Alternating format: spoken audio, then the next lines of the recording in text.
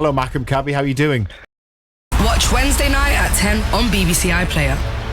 Yeah, good that the BBC has got hold of those Champions League highlights.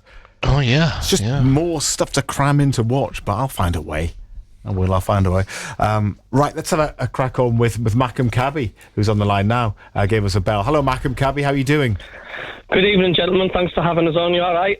Hello. Hello. How are you doing? Yeah, not too bad, thank you. We should talk about the Plymouth game, and this one stung. This one stung. This one hurt quite a lot. I think there's a few things here. First of all, I can't believe I'm saying this. I'm not used to losing. Second of all, it's the hope that kills you. When we were 2-1 down, yes, I was fed up. Of course I was, right? But you sort of maybe was accepting it. But it's the hope that kills you. When we got that equaliser with just minutes left, 100% believed we're going to go for this. We're going to get the winner. And I'm jumping around like a daft so-and-so, cheering on, and then all of a sudden we're 3-2 down, and within a second, it's like someone's just put a huge syringe in and zapped all the goodness out with a second. And it was like, oh no. And it's like, I haven't got over it. I mean, usually it's like time to move on the next game, but... That's what football's all about. Does to you. Yeah. That's why we love it, isn't it? You know, it's... And you're right, because, you know, Sunderland did look like they were on the front foot. They wanted to go and get that winner. Yeah. And you know, they were getting in some good positions. But we just didn't quite, fair play to Plymouth. They were doing the same. They were they were sending people a bit further forward. They were being a bit more direct. And they got, I don't think it was a great reaction from Patterson. I thought, he pushes the ball back out into an area, should be going further away from the goal or wider, and it comes back out and he puts it. And of course, it's the lad who's been a bit narky all afternoon gets the winner. Yeah, I know. I mean, yeah, you're right by saying, it's not going to be a sour loser. You do have to say, especially second half, I thought, Plymouth did deserve it.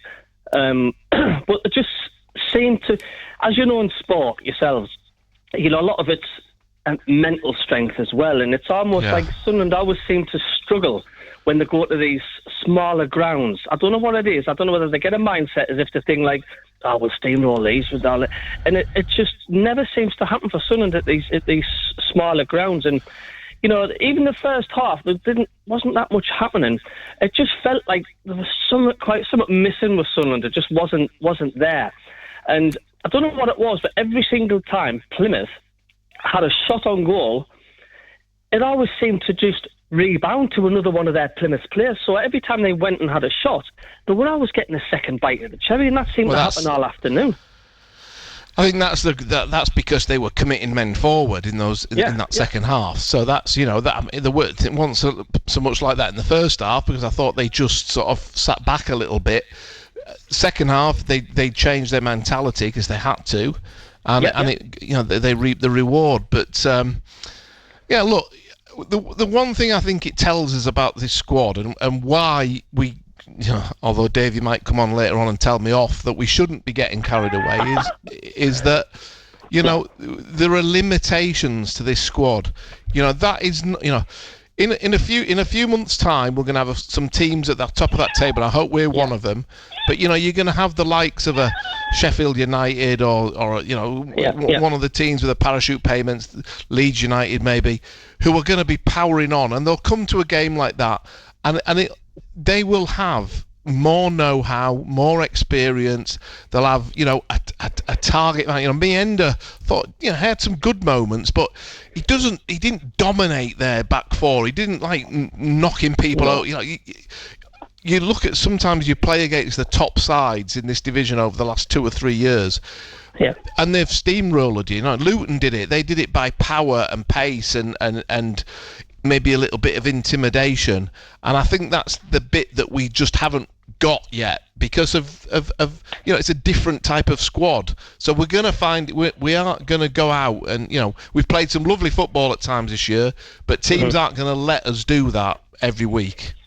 I just hope we don't do the Sunderland way and go and lose 4 on the bounce now. I can't see it, but it's just a Sunderland thing to do, isn't it? Well, it really is. Last year wasn't a pleasant experience, and those last 16, 17 games. But I think there's more to this group. Hopefully, they're keen. I think we've got some players to come through from the transfer window. Although it was bad news last week on those injuries, but. I still think Isidore or one of the other we've got one of the strikers has still got to step up for me.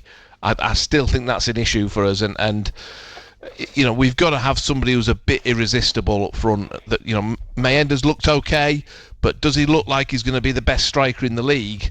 Well, no, he doesn't. So we've got to help him because he's a young player who's improving. But at the moment, that's where we are. We could have so easily been 2-0 up, and he slipped. I think was it Meander on Monday? He had a shot, and it looked like he lost his foot. And we could have easily gone in 2-0 half time.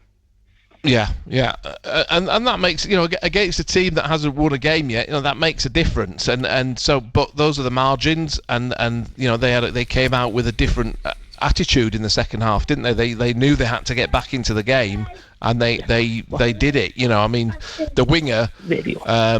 He had 25 touches every time he got the ball, and he did some, but some of it was going nowhere. But then he produces one that hits the crossbar and he causes a bit of problems. But that's because they were given a bit more of a free rein in the second half. Mackem, Cabbie, always good to hear from you, and your cats as well. Oh, sorry, did you hear the cat again? I didn't move. I'll have to move in the other room. It's fine. No, it's not a problem. That's always kind of, it just makes me conjures up an image of you sitting there, maybe like Ernst Stavro Blofeld, the Bond villain. It doesn't like it when I'm on the phone. It doesn't like it when I'm on the phone. What's the cat called? It's called Alaska. Alaska. All right. Okay. Yeah. Okay. The wife named it, not me. Okay, I was going to say, do you name all your pets after? I was looking for something more like, I don't know. I don't know what Blofeld's cat was called. I don't know if we ever knew that. No, I was thinking more of a famous Sunderland player's name or something like that. Like Jermaine or something like that would have been better. But Alaska will do. Thank you very much, Mackem, Cabbie. Good to speak to you. Thanks for your call. All the best. The number to dial is 0800 234 6565. But the cat always does make an appearance when he calls, doesn't he? And you can send us a WhatsApp 08000 321 333. Start your WhatsApp with the letters